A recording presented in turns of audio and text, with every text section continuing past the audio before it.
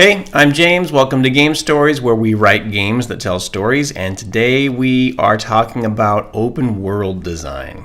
We're kind of shifting away from branching narrative-y kind of games and into open world-y kind of games. Now, the division there isn't like hard and fast. You can have branching narrative games that take place in open worlds, and you can have open world games that have branching narrative aspects.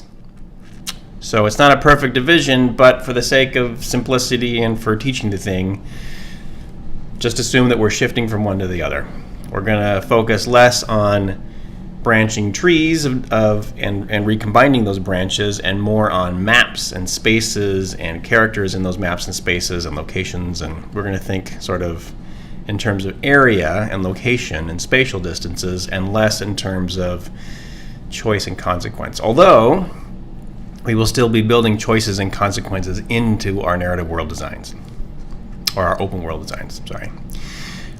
So as a first kind of look at this kind of system, I'm going to show you some screen caps from a game developers talk given by Ken Levine, who was the guy behind BioShock and some other titles. We're going to look at his description of how to inject narrative content into an open world system. And then we're going to try to implement some of his ideas in Twine, or I'm going to show you how the work it would take in order to implement some of his ideas in Twine. I've got some of the code written for like one character, and then like an idea of how to do a second character, and that's pretty much all I've done. You'll get to see like just the workload of implementing large-scale open worlds on a computer, and you'll sort of have some idea of why it takes millions of dollars and thousands of people to generate the kind of big, worldy AAA titles that are out there. You'll also, I think, then buy into my rationale for moving from Twine to tabletop role-playing games. I think I don't know how much longer we'll be doing Twine, or if it'll come up again at all. But in order to shift into open worlds, I think the easiest and most direct way to do the narrative systems is just to move away from computers and move on to pencil and paper. The human brain is a great computer, and it can process all kinds of things pretty quickly that a computer can do faster. But in order to get the computer to do it, you have to teach it a lot of things that you don't have to teach a human, right? You can just draw a map for a person and write some notes, and then give them some basic rules and turn them loose, and they can generate all kinds of, they can generate narratives that go on for years. But for a computer, you have to, I'll show you, there's a lot of work involved. Okay, without further ado, let's look at Ken Levine's deal. Oh, I disappeared here, hold on a second. All right. So, Ken Levine. Game Developers Talk, 2014. He says, and this is not like he's not trying to sell you on the story that he's telling you here. He's just sort of giving you an idea of how these systems might work, and then later you can inject your own narrative content into them, right?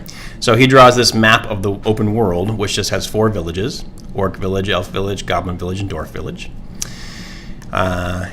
And in each of those villages, there's 5, he calls them stars, 5 like characters that are more prominent than the other characters, meaning non-player characters. Characters that you could go as a player and interact with on some kind of deep level.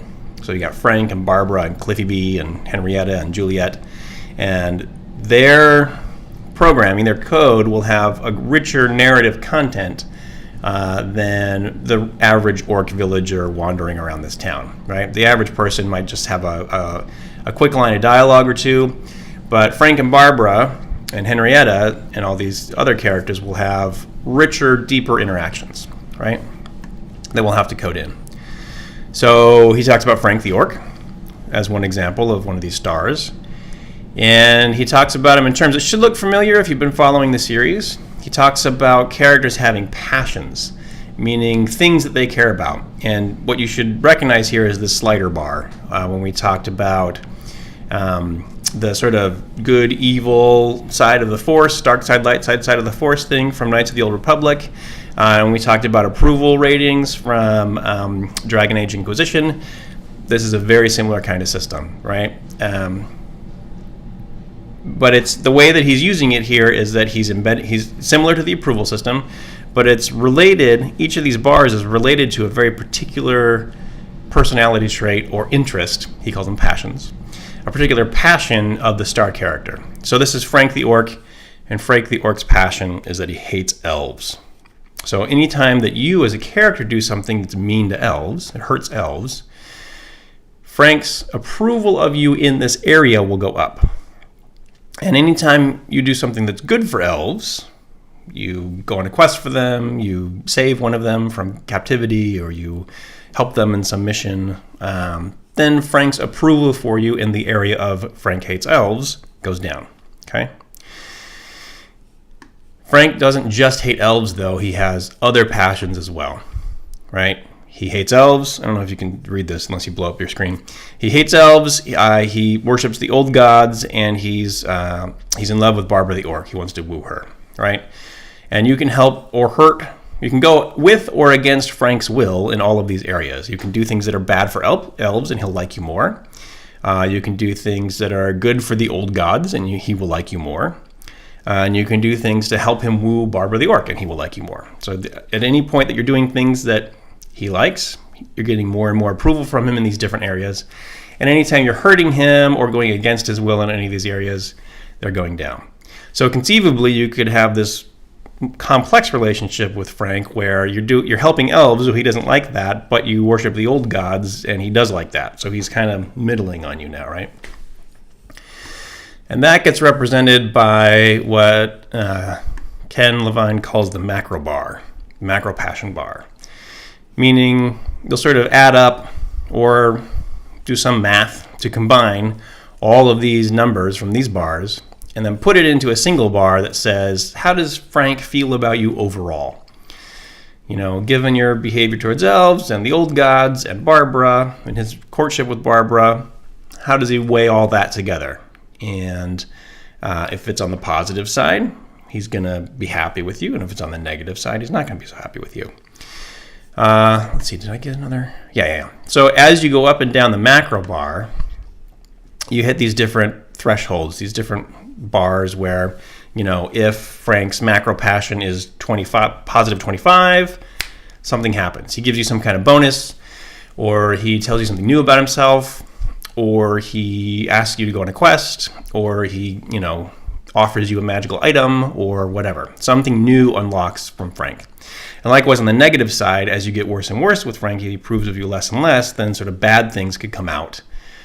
He might send somebody to attack you, or he might make his prices in his shop more expensive, or all kinds of things that could happen negatively, right? And Levine gives a big list of examples here in his talk, like things that you could do to help people or to, you know, accomplish some sort of improvement on one of these scales, and the kinds of rewards and punishments that might get meted out in different ways. So you can develop a pretty rich world where different characters respond to different kinds of things and then reward or punish you based on your behavior for different kinds of stuff, right? Okay, what else? And one of the things that can happen is that you have those three bars for Frank, right? Well, one of the things that can happen is that characters can have secret passions you don't know about, that they don't talk about with you because they're too important to them, too close to their heart, right? So you have to get to a certain place on the positive approval of the macro bar in order for these characters even to tell you that they have a certain kind of passion. So in this example, you've been hanging out with Romeo the Elf. You've been doing things that Romeo the Elf likes. And you go on this quest to kill a bunch of goblins together, which then he really likes you because he hates goblins, I assume. And because you've reached a certain threshold on his macro approval bar, he then says, hey, I have this other passion that you don't know about. I'm in love with Juliet the Orc. So now you're closer friends with who's Romeo the Elf and can earn more approval from him by helping him in this courtship with Juliet, right? Or whatever it might be. Whatever the deal is. Okay, so that is basically how each character would work, right? But there's also there also needs to be systems for how non-player characters react to each other based on how you're interacting with one or the other, right? Like if I'm helping out this person, maybe another person doesn't like it. And so there's sort of what he calls a zero-sum game. There's only so much approval to go around on certain things. So if I'm helping out these people, those people don't like it. If I'm helping out this individual, that individual doesn't like it. So I'm always making these choices and these trade-offs about who are going to be my allies in the game, who are going to be my friends, and what kind of pathway can I shape through the social world of this game in order to accomplish my goals. The example he gives of this is Veronica the elf and Betty the dwarf. Kind of hokey, and he admits that this is not like high-level narrative content. It's just an example of how the system works, right? So this could be anything. This could be other people. It wouldn't have to be romance-related, but it's the system for how do different characters respond when you help someone else out instead of them, right? It could be model jealousy. It could model sort of market competition between merchants or something. Anyway, in this case, Veronica and Betty both want to get married, and they're kind of both interested in you, right? And you have to pick one or the other. So if you pick Veronica, then you can't marry Betty, and you can't get whatever narrative and in-game mechanical benefits that Betty would give, but you do get the narrative and in-game benefits that marrying Veronica would give. But that also means that Betty is going to be super not happy with you.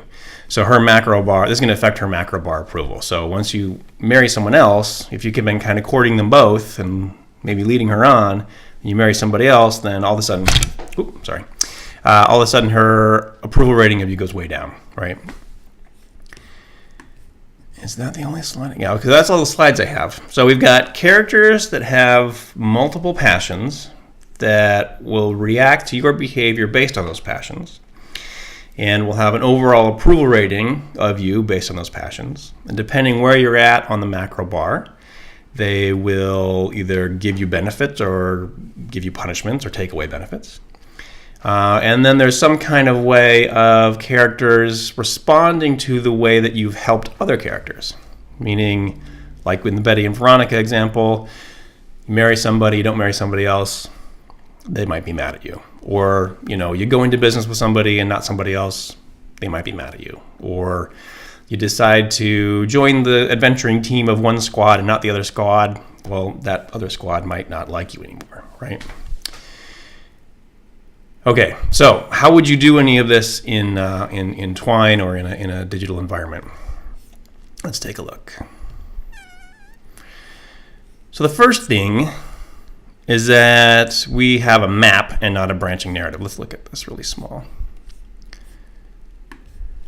Okay.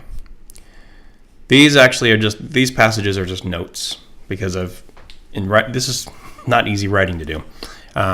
So I've got several drafts and notes and things over here that I'll show you. This is the map of our world, right? And it's basically symmetrical, and it's not very complex of a map. This is just the 4 villages that he talked about. So what I've got here is a home square, a couple of different areas of terrain, 4 different areas of terrain, and then this is a village with 3 people in it that you can talk to. This is a village with 3 people and a couple locations in it. This is a village with 3 people, and this is a village with 3 people. So not a very complex map, not a very complex world. If you're going to build a game on the kind of scale that Ken Levine is talking about, then you need, not just 4 locations and 4 villages. You need a map with, a forest that has 100 locations in it, and maybe 2 villages with 60 different people in it all together, right? You need lots of places to explore and navigate and et cetera, et cetera. But for the sake of just implementing his narrative, I've drawn a map that's just a few things.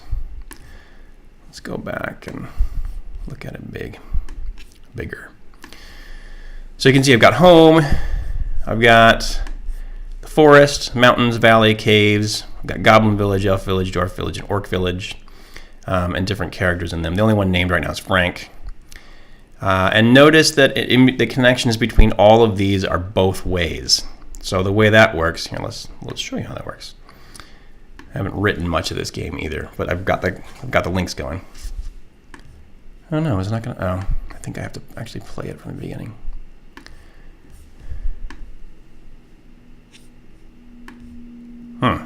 Something's already broken. Then let's just stay at the map level then, I guess. The reason that there's arrows going everywhere is that you have to be able to get everywhere from everywhere else. You have to be able to move from your home into the mountains, into Dwarf Village, and back again. It can't be like branching where you can end up at a dead end. You don't want that, otherwise you're like stuck in the middle of the story and you just can't get out of a room or something, right? Now we're thinking, and we talked about this in an earlier video, we're thinking spatially with our connections, not temporally. We're not thinking over time, we're thinking in space. Which means if I can move to my house, I have to be able to move back into it. If I can get to the mountains, I can probably get to the forest from the mountains and the valley from the mountains and vice versa. And from Dwarf Village, I have to be able to get from the central square back to the mountains to visit each of these characters and go back into the central square and then back into the mountains again. At least, right? So when you're thinking about passages this way, I want to show you some of this. Will this one work? Ah, there we go. So now I'm visiting Dwarf 1 and it says, insert Dwarf 1 stuff. So whatever that dwarf we're talking about, you go back out to Dwarf Village. Welcome to Dwarf Village. And then it would have some kind of populace encounter where you're interacting with normal people on the street. And then it says, who would you like to visit? And it gives you these options of going to the different dwarves, or you can head back down to the mountains. From the mountains, you can go back to Dwarf Village, or over to the valley, into the Orc Village, right? And you can go over here and worship the Orc Old Gods. You burn incense to the Old Gods and go back to the village, and then you go back down the valley. Then you go home, and there's home stuff. Here we go. Now it's working. So cozy and warm. You decide to go over to the forest and into Elf Village and meet with Elf 1, and then out of their house again. I think you get the idea. The way that I'm navigating these passages is it's like I'm walking to each one and then walking back somewhere else. I'm moving around exploring the space. And then at each passage, there's some kind of narrative encounter that's happening there. Okay, so that's the first thing you have to do a game like this, is start thinking with your passages in terms of a map. But that's the easy part, right? That's really the easy part. And actually, you could build a pretty cool game just using that. But if you want to do everything Ken Levine is talking about, then you have to start having characters like Frank the Orc. And in fact, here's Frank take 2. Here's Frank notes. Let's look at Frank notes. Frank is a very complicated system of nested if statements. The way to write a character like this is you sort of have to imagine what do they care about, and then you have to imagine if the player character has approached them from a series of different states, what do I want Frank's reaction to be? So if Frank hates elves and he likes the old gods, what do I want Frank's reaction to be if the player character shows up and he's been like friendly to elves and hating on the old gods? What do I want Frank's reaction to be if he's been, hating on elves and good to the old gods, but not very much? Or what if the player character is already helping Frank with his romance with, they've met for a while, and he's already helping Frank with the romance with Barbara, wooing Barbara, but then has gone back on and been mean to the old gods and good to elves. Is that going to affect whether or not Frank wants his help anymore, right?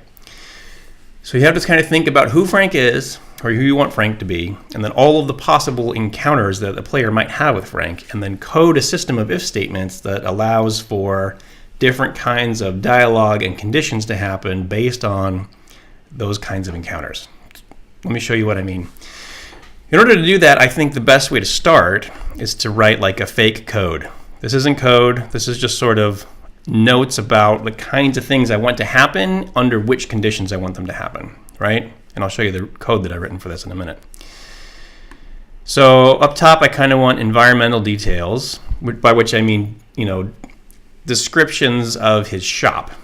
Frank's going to be a blacksmith. You're going to walk into Frank's shop, and maybe you'll buy something from him. He makes swords and shields and jewelry and stuff. And so I want a description of that shop that communicates to the attentive player what Frank's passions are. So there should be something that says that he hates elves and loves the old gods. So we're just going to be as heavy-handed about that as we can. There's going to be a chain of elf skulls hanging from his shop, which should tell you really clearly this guy doesn't like elves. And that's important for players to know. I'll talk about why in a second. And then there's going to be a small shrine to this god Malkathek, god of blood and thunder, who's an old god, right? So that should tell the player two things. When they read this description, they should be able to see clearly, all right, this guy hates elves, but he worships the old gods. Why is that important for the player to know? Because the player's behavior can influence the kind of responses they get from Frank. So if they want to be friends with Frank, then they should be noticing these details and thinking, oh, he hates elves. Maybe if I'm mean to elves, he'll like me better. Maybe if I kill an elf and bring him the skull, he'll like me better. Maybe if I go burn some incense to Malkathek, he'll like me better. Maybe if I, get into conversation, we talk about something about the old gods, he'll like me better. So if I'm not getting the response I want from Frank, these environmental details should give me a clue about what I might do to improve things. Okay? And I want that to show up all the time, just so players get that info, right? Whatever state they're in. So the way that I've got this structured is that Frank's secret passion is his desire to romance Barbara the Orc, and he will send you on that mission. He will say, if you build up his macro bar enough, he's going to say, hey, listen, I'm really in love with her. Can you help me out? Can you give her this letter for me?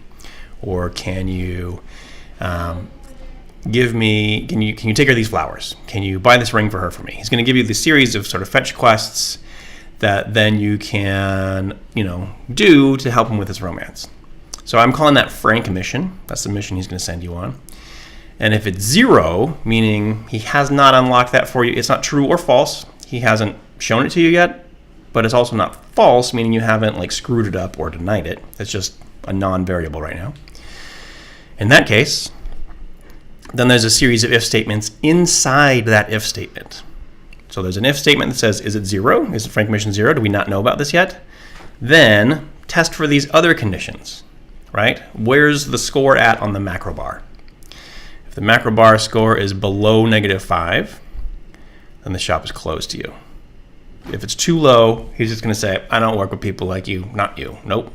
And then you're going to have to intuit, oh, well, that's because I've been helping elves, and he obviously hates them, right?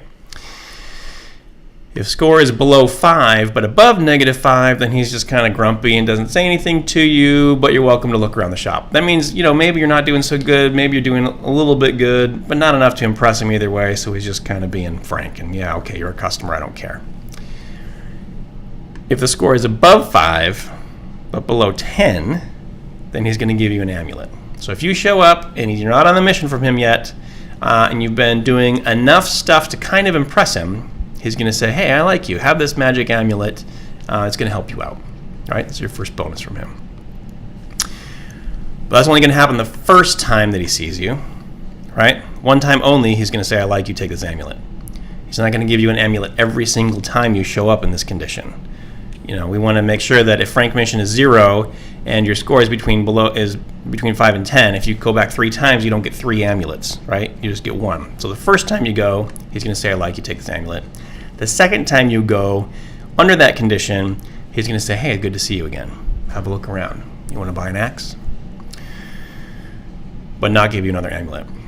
Then, if you're not on Frank mission and you haven't screwed up Frank mission yet, and your approval rating is 10 or better, right? You're really impressed him now. And these numbers, I don't know if they're the right numbers or not, but I'm just saying, right? You've reached some threshold of he really impressed him. Then set Frank mission to true. And he reveals his secret passion. Hey, I love Barbara. Please help me. Please help me woo Barbara. So now that we've set Frank mission to true, none of these things will happen anymore because they only happen when Frank mission is 0, right? So this whole section gets closed off and we go to the Frank mission true, which means Each time you come back to him, he only cares about mission stuff. He doesn't even care about the macro bar anymore, right? It's like the elf thing and the old god thing. He cares about those when he gets to know you, but once he shared his secret passion with you for Barbara, those things don't matter as much anymore. All that matters now is, did you give Barbara my letter? Maybe you've been loving elves and hating on the old gods, but I just need to know, did you give her the letter? And then did you give her flowers? And then did you give her the Dwarven ring? And then mission complete, and there'll be some kind of resolution to that storyline. And Frank mission will be set to false. Okay? Which means you went on the mission, and you completed it, and now you're back to life after the mission, life after wooing Barbara. And it cares again about the macro bar. He cares again about, are you good to elves? Are you bad to elves? Are you good to the old gods, bad to the old gods? And that shows up here. So if it's greater than 20, if you're really, really doing good, then all of his prices are half off. And I've said here, don't implement shop, because just getting Frank together is plenty of work. Also integrating like combat system and weapon systems and economic systems. That's another layer to what you would have to do to design a world like this, but I'm not going to show it here. So if the macro bar is greater than 20, he's going to give you stuff. Well, what if the macro bar is pretty high because you've been doing good stuff with him and Barbara, and you've been worshiping the old gods, but you've also been helping elves out in the meanwhile? That means his elf score for you is going to be negative because he doesn't like elves. He's just going to say, hey, I can't believe you like elves. What's up with you? What's up with that? And if it's low, meaning it's not negative enough, he's going to say, I like you, and maybe this is still high. My prices are half off for you, but I suggest you should go hurt some more elves. And then if, religion is negative, meaning the old god thing, you're not doing so well on that, he'll say, you're kind of hopeless when it comes to religion. And then if it's low, it's not negative yet, but it's not as good as he would want, he'll say, keep up your worship of the old god. So he's just going to give you feedback of how to boost things. And if it's high enough, you'll get kind of a discount in his store. Okay? All right, I'm actually going to cut away for a second, and I'll be back to show you how I've actually implemented this in the code. Okay? Okay, so let's look at the code now that I would use to implement this kind of thing. So we can close Frank notes. And I've got a couple drafts of Frank here, but we're going to go with Frank 3. Okay, so there's a ton of stuff going on here. But it's all based on the plan that you've seen, right? So it starts out with some variables. And these variables will probably not be set in this passage, but I'm putting them here so that I can test this passage, right? Couple things to show you here. One is, see these little marks right here? The caret, and then the exclamation point, and then the double dash. And then at the end of this, another double dashes and another caret.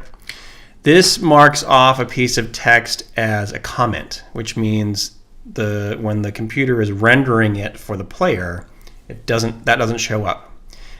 This text only shows up when you're looking at the back end, when you're looking at the code passage, the passage material, and it won't actually play when you're playing the game. So that's kind of a handy feature to have in case you want to remind yourself what different parts of code are doing, so you can sort of remember and fix them, find out where problems are, or if you just want to make notes to people in your code. And I'm using them here. You can see I've got all this marked off and all this marked off. So that if I want to run the passage just as is, these settings won't mess with it. But if I want to uncomment them, I could do that. Oh, you know what? A better way to do it would be to go put that comment bar here instead. Now this will be comment out, but these will still work. Now I can say, well, what if elf help was 25, and what if orc new gods was 33, and I gained this many points, and I arrived at the passage. Now how does the passage work, right? So I can kind of input stuff here and then test the passage locally. If I didn't do that, then I would have, every time I wanted to test this passage, I would have to run around the whole game and set a bunch of different game states to get my levels just where I wanted them to be, and then come back to this passage and test it. So having sort of local variables just for testing can be really handy. but we're going to leave them as comments for right now. Oh, another handy thing to notice is that when you put your cursor just on the inside of a comment here, it underlines everything that's enclosed in that comment. See that? Underlines the whole thing, so you know where it begins and ends. All right, so that's the stuff for testing. In this section, we have what I'm calling Frank's feelings. So I've got two of them. One is Frank Elf feel, and one is Frank God's feel. And then I've got this macro bar, which is the combination of Frank Elf feel and Frank God's feel. And I'm not doing the average, I'm just adding them together. Okay. So the total number of points for Frank Elf feel and the total number of points for Frank God's feel will be wherever Frank's macro bar is at. Okay. Right. So why these two? Well, we want to find out how Frank feels about the way that you're behaving towards elves. And whatever that number is going to be elf hurt minus elf help. So these are a couple of variables that the game has to be tracking everywhere you go, right? If you go and you help an elf somewhere, it should say set elf hurt to it plus 1 or plus 10 or plus 25, whatever numbers you're using to measure how helpful you were to that elf. And anytime you kill an elf or steal something from them or burn down their house, then it should say elf hurt. Set elf hurt to it plus something. These numbers should always be going up, right? You're helping elves, goes up. Hurting elves, it goes up. This is one of those things where it goes up and up and up and up. And Frank Elf feel will be the total value for the times and the values that you've hurt elves minus the times you've helped elves. So if you've hurt elves more than you've helped elves, then this is going to be a positive number. I hurt elves 10 times, I helped elves 1 time. Frank Elf feel is 9. And the opposite is true. If you've helped elves more than you've hurt elves, then this is going to be a negative number. I hurt elves 1 time, helped elves 9 times. Frank Elf feel is minus 9. And the beauty of this is that if you have some other character who likes elves, and that's one of their core passions, or is an elf and cares about how you treat elves, then you can just flip these around. You can just say, Bert Elf feel is elf help minus elf hurt. So the more you've helped elves, the more positive this will be. It'll just be the inverse, right? And the same thing is true for Frank God's feel. So orc old gods minus orc new gods. He cares about the old gods, and it's negative for him if you've been helping out the new gods. So total old gods minus total new gods gives you your value for that. And then you add those two values together, and you get Frank macro bar, how Frank feels about you in general. Okay, moving on. And this is the shop description that will always be present in this passage. So Frank the Orc's blacksmith shop in bold there. And it says, Frank's is a small shop with various weapons, armor, and jewelry on display. On a chain over the counter hangs the skulls of several elves. In a small alcove, incense burns to a statue of Malefek, one of the old gods. And I've done I didn't see this. I've done a little fancy thing here where I say, click Append Elves. Clearly this guy hates elves. And click Append Old Gods says, Frank probably likes people who share his religious practice. Click Append says, find the last use of the word here and change it or add to it this when someone clicks on it, right? So when someone clicks on elves, the last use of elves, which is right here, it's going to add space, parentheses, in italics. Clearly this guy hates elves, end italics, close parentheses. Let me show you that before we move on here. I think, did you notice that lag in loading, which was bugging me before? I'm pretty sure that's because it's going, whoa, there's all this code. Okay, now we're ready. So too much code probably slows Twine down quite a bit. Here it is. Here's where you can click on elves. And if I click on it, it added, clearly this guy hates elves. And when I click on old gods, Frank probably likes people who share his religious practice. So that's just a little extra way of me putting in some more information that's not necessary to read every time. But if you didn't get the hint from the chain of elf skulls that the way to get in this guy's favor is to hurt elves, here's a little extra hint, right? And if you didn't figure out from the statue what you're supposed to do. Here's a little heavier hint, right? A little extra feedback for the player. And right now, the variables are set so that it's giving us this. Frank looks grumpy and says nothing to you. And then there's items for sale. I have not implemented the shop at all, the purchasing and inventory systems or anything like that. Okay, so that was click append that I was showing you there.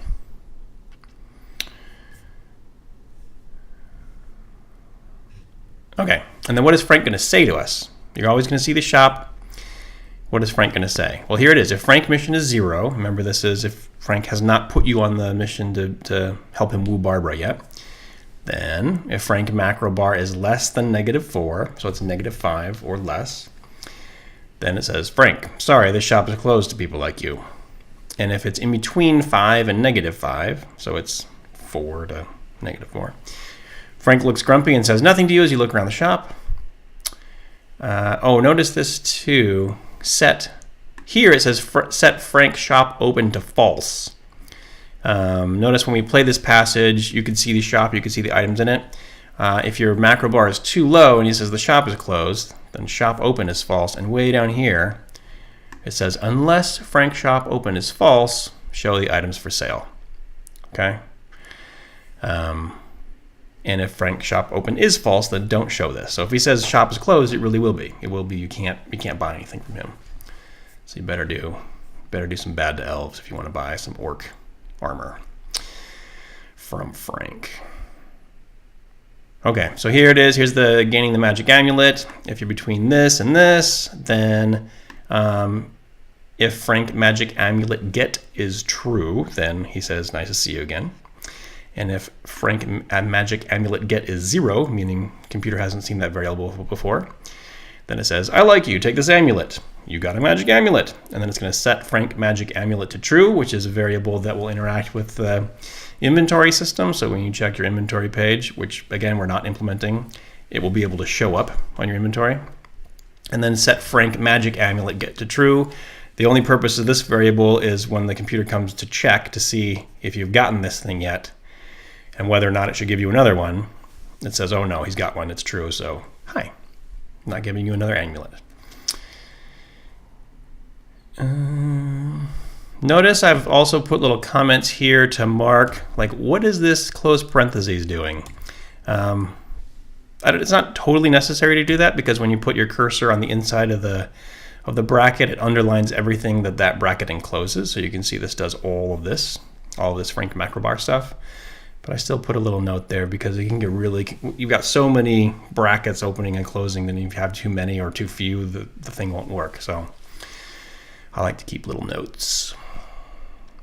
And then if Frank macro bar is greater than 9, so it's 10 or better, then he says, friend, let me tell you a secret. I really like Barbara. Could you send a letter to me?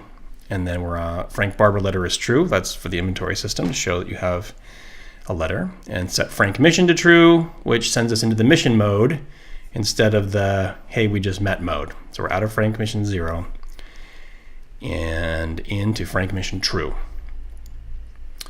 And it says he stops caring about elves and gods. That's right. So that stuff is still going to be tracked, whether or not you're hurting elves or helping elves. It's still going to be tracked, but it won't matter to Frank when you show up if Frank mission is true, right? All that matters is it true? Yep. In which case, if Frank Barbara Woo is 0, meaning you haven't done anything for this mission yet, this will be every time you go and accomplish the next task, you go to Barbara and you give her the letter. It'll tick up Frank Barbara Woo by 1. So set Frank Barbara Woo to it plus 1 will happen when you go to Barbara and you come back. If it's 0, it means he gave you the letter, you haven't done anything with it yet. So it says, did you give Barbara my letter? Let me know when you do. And then if it's 1, meaning you did the thing, and Frank Barbara flowers is 0, meaning you don't have the flowers yet, then he says, thanks for giving Barbara my letter. Could you give her these flowers? And then it sets them to true. And then it says, else if Frank Barbara Woo is 1. Then he says, did you give her my flowers? Now, why else if? That's because if I just put if Frank Barbara Woo is 1, if it was just this, then both of these passages could conceivably fire at the same time. If Frank Barbara Woo is 1 and I don't have the flowers yet, okay, this goes. Frank Barbara is 1, yeah, so this is also going to go. Both of these conditions could be met at the same time. So I want to put else if like that, meaning if that wasn't true, then you can do this, right? Meaning you have the flowers, and so I'm going to say, did you give her my flowers? If I had done this instead, here's another little weird lesson. It's an error you might run into. If Frank Barbara is 1 and Frank Barbara flowers is true, again, they would both run because they start out at 0, computer goes down, sets them to true, and then it says, is Frank Barbara 1? Yep. Is flowers true? Yeah, also yes. So every time this passage would run, this one would also run. So we're not going to do that. We're going to use else if. Nope. Yeah. Okay. And then there's another mission, and you go and you have to get get the Dwarven jewelry, and he gives you some money, and it sets the quest for that to true. And then there's another else if. Did you give her the ring yet?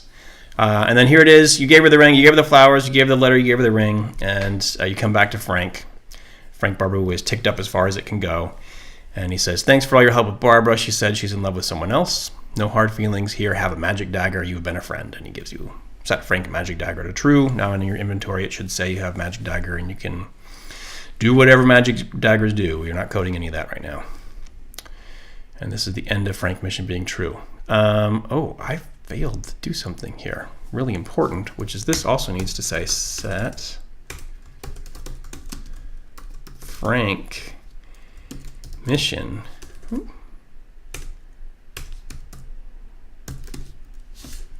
Yep, to false. Meaning you completed the mission, you're not on the mission anymore, he doesn't care about it anymore because it's done. His hopes with Barbara have been destroyed, but he still thinks you're a pretty decent person. And then you move into this, which is all the stuff that I showed you in the notes. If Frank Macrobar is 20 or higher, your prices are half off. Set Frank the discode count thing, Frank 50 to true. Discount code. And then otherwise, if it's not that high, he said, you're a good friend to me, you're always welcome here. And then he might say something about elves or about the gods, right? So if there's anything negative, then he'll make a comment. Which I think this is a little bit different than my notes. In my notes, I think I had a more complex thing. This is simpler. If Frank is 20 or above, discount text. Otherwise, you're a good friend to me. If additionally, the elf feel bar is negative, he'll say, I can't believe you like elves. And or if the gods feel thing is negative, he'll say, you're hopeless when it comes to religion. But he'll never close his shop to you again. Is that true? Or did I set it so he could close his shop to you?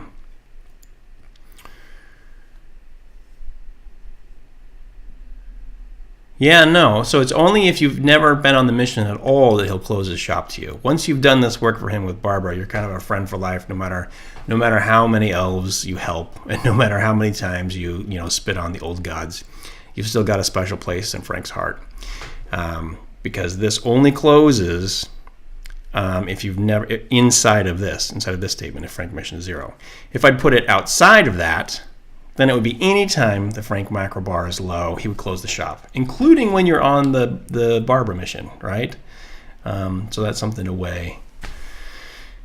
Where you set these variables and where you put the consequences inside or outside of different if statements makes a big difference about how this character behaves towards the player. So this, I don't want to say AI, but it's kind of is AI, right? You're telling Frank when to make certain decisions. When does Frank close the shop? Will he close the shop to you after you've already helped him, but you're kind of turned back on your ways and are helping elves and stuff? Or once you've helped him with Barbara, with his secret passion, will he always kind of be open to you in one way or another, but just not giving you discounts and stuff? And so that's the way I've said it here. Frank's, he feels very strongly about Barbara, and then he feels very attached to you once you've helped him with that. And so he'll never close his shop to you again, right? He'll always be open.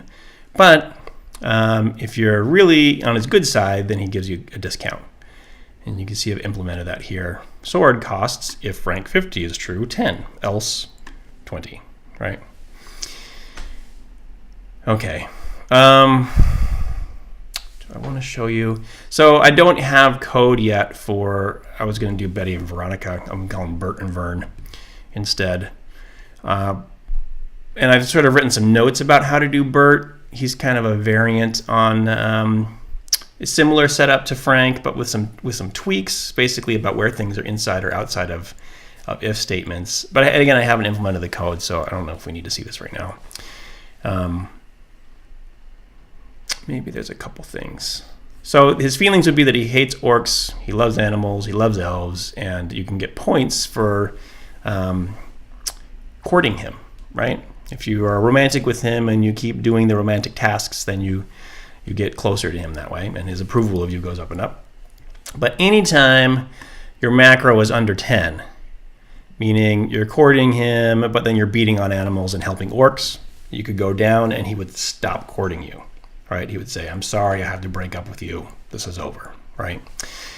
So I've got some notes there about how to do that. And then if he likes you, but you're not courting him yet, meaning his macro bar is high enough, but you're not yet dating, if macro is greater than 9 and court Bert is 0, then he gives you this offer. Oh, and I also put if you're single or not. He cares if you're single. He doesn't want to date you if you're dating somebody else. So if single is true, I'd say you impress me. You should date me in some way. And you can accept or decline that. If you accept, then he says, great, come back soon, and you'll get some bonuses. There'll be some bonuses that are available to you. I don't know what they are yet. And if you decline, then it sets court to false, not to 0 anymore, but to false. And you get some negative points, meaning he gets hurt. He's sort of wounded by you. I don't know how much, depends how many negative points we give there, but he sort of feels spurned and is not too interested in you anymore. I guess I don't want to go through this whole thing. Not really. I think you basically get the idea. I think probably looking over the code and the notes for Frank, and then really briefly how this is different, how these notes are different, should give you an idea of what's going on here. It's pretty powerful and pretty neat to be able to have a computer system that can model characters that respond differently to players when they come at different times. In fact, let's do one last thing real quick. Hopefully, maybe I'll cut this if it goes over time. But let's look back at Frank and just set a different condition. You saw when everything was 0. Let's just show up and say we've hurt 7 elves and we prayed to the old gods 2 times. Now how does Frank respond to us? See if that comes up different. And it should. Fingers crossed. Yep, it did. So same description of the shop. And Frank says, I like you, stranger. Take this amulet. It will help you on your journey. You got a magic amulet. Ding. And if instead we came and we had not hurt any elves, and not pray to the old gods, but instead we're running around helping elves a lot, then he's going to say something different.